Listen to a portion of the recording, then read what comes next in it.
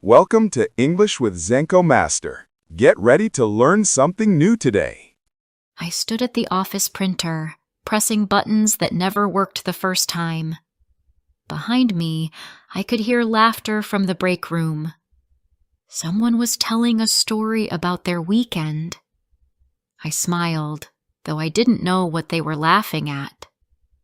I had learned to smile even when I felt nothing, especially then. It had been 3 months since Daniel died. My husband, my partner, my best friend. He collapsed one morning beside the bathroom sink. A heart attack, the doctor said. Quick. Sudden. I was still brushing my teeth when it happened.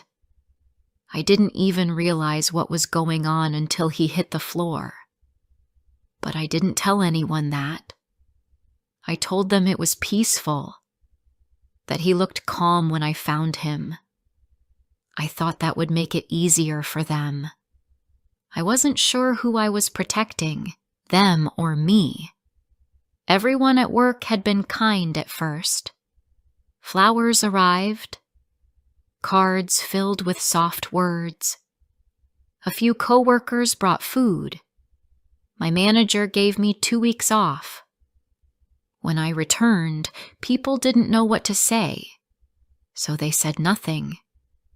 They smiled and walked past, not wanting to make things worse. I smiled back. Always. I didn't want them to feel bad. I learned to say, "I'm fine," like it was the truth. People believed it. Maybe because they wanted to. Maybe because it made their day easier if I wasn't crying in front of them. So I gave them what they wanted. A woman who was strong, who carried on. They admired me for it. I hated it. In the evenings, I came home to a quiet apartment filled with silence.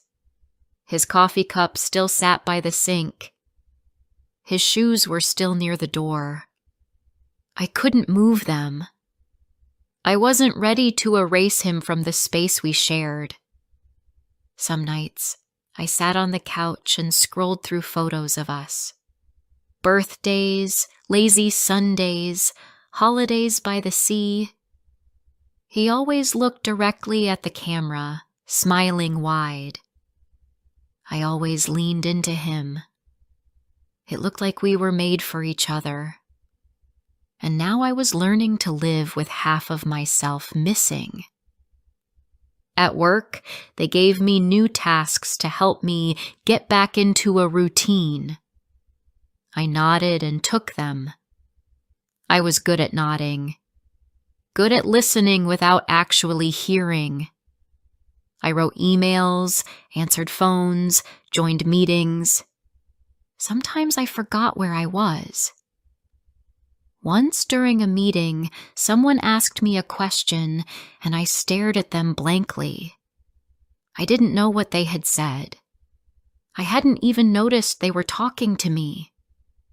I laughed and made a joke. Everyone laughed with me. I was safe again. I didn't tell anyone about the days I stayed in bed until noon on weekends, or how I talked to Daniel in the dark, hoping his voice would answer. I didn't say that I still wore his old t-shirt to sleep. These were things no one wanted to hear. One afternoon, after a long day at work, I took the long way home. The sun was low, turning the buildings gold. I passed the bookstore Daniel loved. He used to stop there every Thursday.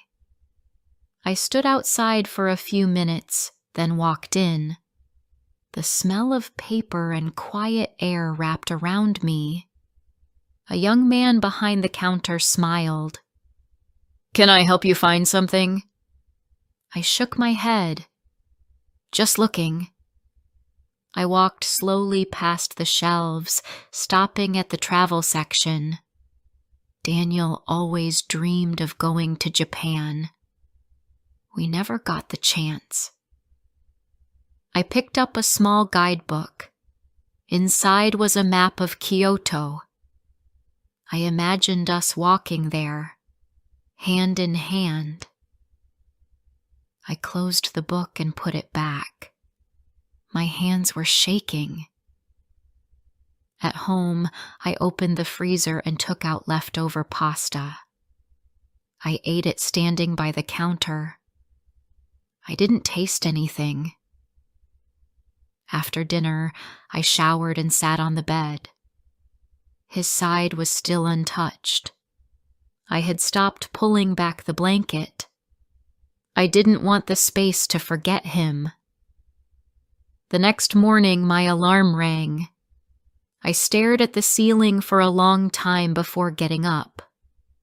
Another day of smiling. Another day of being okay. At the office, a new intern joined. Her name was Grace. She was bright, energetic, and curious. She asked a lot of questions. I admired her spirit and hated it at the same time. She reminded me of how I used to be. One afternoon, she followed me to the kitchen. "I hope you don't mind me saying," she began carefully, "but you always seem calm. I mean, like nothing ever bothers you." I looked at her and smiled. "That's not always true." "No, really," she said. "You're so composed. I wish I could be like that." I opened the cabinet and reached for a cup. "It's not something you wish for, Grace. Trust me." She blinked, unsure how to respond. I softened my tone. "You'll learn in time. Life teaches you things." Later that evening, I sat on the balcony with a cup of tea. The city lights flickered, and somewhere below, a car alarm screamed. I thought about Grace and how she saw me. Calm, composed, strong. They didn't know how often I cried in the shower, or how I sometimes held Daniel's old sweater just to smell him. No one knew how it felt to watch the world keep moving while my own had stopped. One night, I finally called my sister. We hadn't spoken much since the funeral. She lived in another city, busy with her 2 kids and long hours at the hospital. But I missed her. "I don't know how to keep doing this," I said softly, sitting cross-legged on the bed. There was silence for a moment. Then her voice cracked. "You don't have to do it alone. I'm tired of pretending I'm okay. You don't have to pretend with me." We talked for an hour. I didn't cry during the call. But after we hung up, I cried into the pillow until my chest hurt. It was the first time in weeks that I let myself feel everything. The next day at work, I didn't wear makeup. I didn't smile at everyone. When Grace asked if I was all right, I said, "Not really." She looked surprised but didn't push. I sat at my desk and looked around. People typing, walking, talking. The same rhythm. But something had shifted inside me. A tiny crack in the mask I wore. At lunch, I went outside and sat on a bench near the trees. I closed my eyes and let the sun hit my face. For the first time in a while, I didn't think about what I had to do. I just breathed. I was still hurting, still lost, still carrying Daniel in everything I did. But that day, I allowed myself to feel it. even if no one else could see. Before I share the rest of my story, could you please tell me where you're from? It gives me strength to know there's someone out there who listens to me, who understands me. It means a lot to me. It was a Thursday morning when I realized something had shifted. The coffee at the office tasted the same. The emails were still dull. People still said, "How are you?" without waiting for the answer. But I was watching it all differently now. I wasn't trying to belong. I wasn't pretending so hard. That didn't mean I felt better. The grief hadn't gone. It was still in my chest, sitting like a heavy stone. But I wasn't trying to hide it every second. Something about speaking to my sister had made space inside me. A small, quiet place where I could stop acting.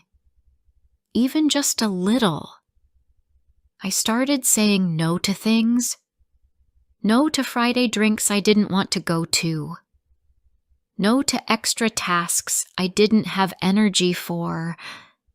No to smiling when I didn't feel like smiling. People noticed. Some looked confused. A few looked annoyed. But no one said anything. And honestly, I didn't care. One afternoon, my manager asked me to lead a team meeting. Before Daniel died, I would have said yes without thinking. I had always been the dependable one, the team player. But this time, I looked at her and said, "I'm not up for it today." Her eyes blinked, surprised. Then she nodded. "Okay. Thanks for letting me know." I returned to my desk and breathed out, "Small victories." That's how healing starts, I think. Not in grand moments or huge decisions, but in tiny acts of truth. Weekends were still hard. Saturdays felt endless. I would wake up late and sit by the window with coffee, watching people outside going places. Families with strollers. Friends laughing. Couples holding hands. I felt like I was behind glass, watching a life I no longer lived. One Saturday afternoon, I went for a walk by the lake near our old picnic spot. Daniel loved it there. He used to bring grapes, cheese, and those little sandwiches I never made right. We would lie on a blanket and talk about everything. Or nothing. It didn't matter. I sat on a bench by the water, remembering. A dog barked in the distance. Children played nearby. But I stayed in my memory. I pictured him sitting next to me, telling me something funny. I imagined his voice. I tried to hold on to it, but it was getting harder to hear. That scared me. The idea that his voice, his laugh, might fade.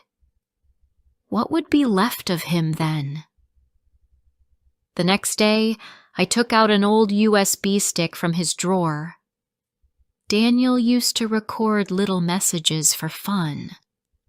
I plugged it into my laptop and found a few short clips. In one, he was reading a silly poem he wrote. In another, he was singing a song in the wrong key, laughing at himself. I sat listening, frozen. His voice filled the room, warm, strong, alive. Tears rolled down my cheeks, but I didn't stop the recordings. I needed to hear him again, to remember how real he once was. Later that night, I backed up all the files onto a cloud drive. I couldn't lose them. I wouldn't survive it. At work on Monday, I noticed Grace was quieter than usual. She wasn't asking her usual questions or chatting with anyone. At lunch, I saw her sitting alone by the window, staring at her phone. I walked over. "Mind if I sit?" She looked up and nodded. "Of course." We sat in silence for a minute. Then I said, "You look like I did 2 weeks ago." She gave a soft laugh. "I just feel tired. Everything's a bit much lately." I didn't push. Instead, I shared something small. After Daniel died, I thought I'd never feel normal again. But even now, when I laugh at something, I get scared. Like I'm forgetting him. She turned toward me, listening. "It's strange," I continued. "People think the hardest part is the crying, but sometimes it's the smiling, because you don't know if you're allowed to." Grace nodded. "That makes sense."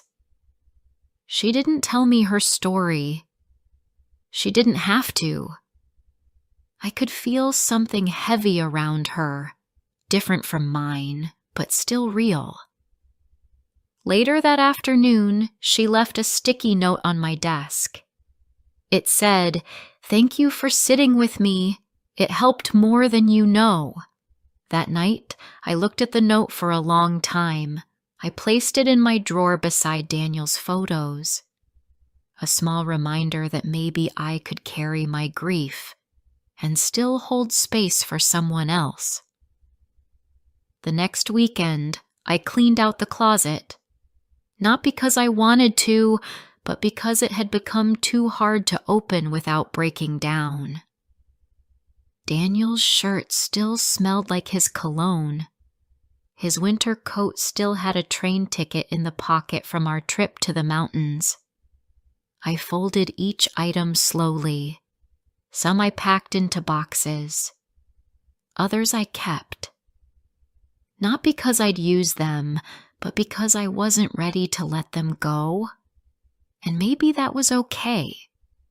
Maybe healing didn't mean giving everything away. Maybe it meant learning how to carry some things differently. In one box, I found our old journal. We used to write messages to each other in it when we were too busy to talk. Simple things like, "Don't forget your umbrella," or "Let's order pizza tonight." But sometimes there were real notes. Pages where we wrote about how lucky we felt, or how we missed each other after a long day. I flipped to the last page he wrote. It was dated 1 week before he died. His handwriting was neat. "I don't say this enough, but I'm proud of you.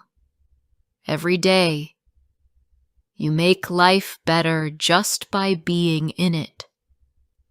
I held the page close and whispered, "Thank you."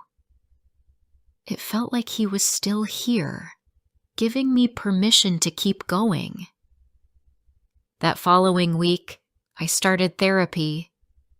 I had avoided it before. Thought I could manage on my own. But carrying pain silently is a heavy thing. I realized I needed somewhere I could stop pretending. Somewhere I could speak and not feel like I was burdening someone. My therapist was a middle-aged woman with kind eyes and a soft voice. She didn't say much at first. She let me talk, or sit in silence. Both were welcome. "I'm tired of pretending," I told her. "But I don't want people to feel uncomfortable." She nodded. "What would happen if you let them see the truth?" I'm scared they won't know what to do with it." "Maybe," she said, "but maybe they'll surprise you." That stayed with me, not as a promise, but as a possibility. A few weeks later, I was walking to work when I saw a small boy trip and fall on the pavement. He sat there for a moment, trying not to cry. I bent down and helped him up. He looked at me with watery eyes and said, "I'm okay." And I smiled. Not the kind I used to fake, but a real one, because I saw myself in him, trying to be brave when everything hurt. That night, I wrote in my own journal, just one sentence. "I'm still broken in places, but I'm learning how to breathe again." It had been 5 months since Daniel passed. Time moved forward even when I didn't want it to. At first, I tried to hold on to the life we had. I acted like nothing had changed. But now, I had stopped pretending. That didn't mean the pain had gone. It still showed up in quiet moments, during bus rides, or when I opened the fridge and saw his favorite yogurt. But something had shifted inside me. I wasn't pushing the sadness away anymore.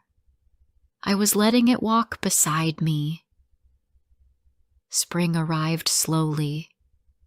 I noticed small things, birds chirping earlier, the light staying longer in the evenings, people sitting outside cafes.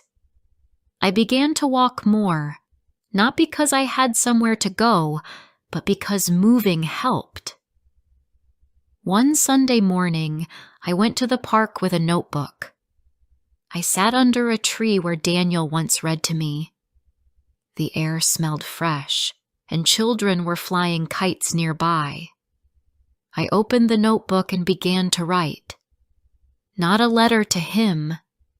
I had written many of those already. This time, I wrote to myself. You are still here. You are still breathing. That is enough for now. I didn't need to be strong every day. Some days, I still lay in bed longer than I should. But other days, I laughed at something unexpected. And when I did, I didn't feel guilty anymore. I knew now that joy and grief could live in the same body. At work, Grace had grown more confident. She still asked questions, but they were sharper now, more thoughtful. One day, she brought in banana bread. "It's my mom's recipe," she said, placing it near the coffee machine. When I took a slice, she smiled. "You know, I used to think grief looked a certain way, like tears or staying in bed. But watching you taught me something else." I raised my eyebrow. "What do you mean?" "You kept going," she said. "But not like nothing happened. You let the pain be there. And still did things." "I don't know how you did that." I thought for a moment. I didn't have a choice. Life didn't stop. I just tried to show up. Grace nodded. "That's what I mean. You didn't hide it. That takes courage." Her words surprised me. I never saw myself as brave. I just survived. That weekend, I went to visit Daniel's parents. We hadn't talked much since the funeral. His mother had been too broken. His father had turned quiet. But I felt ready now. Not to fix anything, just to sit with them. Their house looked the same. The small garden out front. the clock that ticked too loud in the hallway. When I entered, his mother hugged me tightly. For a long time, she didn't let go. We sat in the kitchen, drinking tea. She pulled out an old photo album. "He was always smiling," she said, turning a page. "Even as a baby, like he already knew the world was good." I smiled at the baby photo. He made everything feel lighter. We talked about him for hours, stories I had heard before and some I hadn't. They told me about his school days, his love for drawing, his quiet kindness. It felt good to hear him alive in their voices. When I left, his mother gave me a small wooden box. "He wanted you to have this," she said. "He kept it for special things." Inside were small objects: a concert ticket, a keychain from our first trip, a note I had once written him. "You make rainy days feel like sunshine." I held the box close. "Thank you," I whispered. "I'll take care of it." The next morning, I walked into work with a clearer mind. I sat at my desk and looked out the window. The city moved like always, but I felt something different. Not happiness, not yet, but a kind of peace. Around noon, my manager stopped by. "There's a company event next week," she said. "Just a small one. Team dinner. I'd love if you came." I hadn't been to a work event since Daniel's funeral. I always said no. But this time, I paused. "Okay," I said. "I think I'm ready." She smiled. "Glad to hear that." That evening, I took out my old camera. Daniel bought it for me years ago, hoping I'd get into photography. I had used it once or twice, but life always got busy. Now I wiped the lens clean and stepped outside. The light was soft and golden. I walked around the neighborhood, taking photos of simple things: a cat in a window, kids playing, an old couple walking hand in hand. It felt like I was learning to see the world again. Slowly, kindly. Later, I made a small photo board on my wall. I added a picture of the tree at the park, the bookshelf we built together, and one of me, not smiling too big, but not broken either. Then came the day of the work dinner. I stood in front of my closet, unsure what to wear. It felt strange choosing clothes for something social, but I picked a navy blue top Daniel once said brought out my eyes. I added a necklace he gave me on our second anniversary, not to remember the past, but to carry him with me into the now. At the dinner, the restaurant buzzed with noise. Glasses clinked. People laughed. I felt nervous at first, unsure how to be in that space. But Grace waved me over. I sat beside her and ordered tea. Someone asked about my weekend plans. I said I might go to the lake. Maybe take photos. No one looked uncomfortable. No one changed the subject. We talked about books, food, and the weather. And for the first time in months, I laughed. Really laughed. Without guilt. On the way home, I walked instead of taking the bus. The streets were quiet, and the air was cool. I thought about everything: the sadness, the strength, the soft moments. Grief had changed me. It would always be part of me, but it didn't define everything. At home, I made tea and curled up on the couch. I opened the journal again. This time I wrote, "I'm learning how to live with it, not fight it, not hide it. Just live with it, day by day." And in that moment, I felt proud, not because I was healed, but because I had finally told the truth, to others and to myself. I was smiling again, but now it wasn't to hide the scream. It was because I had learned how to carry it. I hope you have enjoyed the story. Like and comment if you want to hear more soon.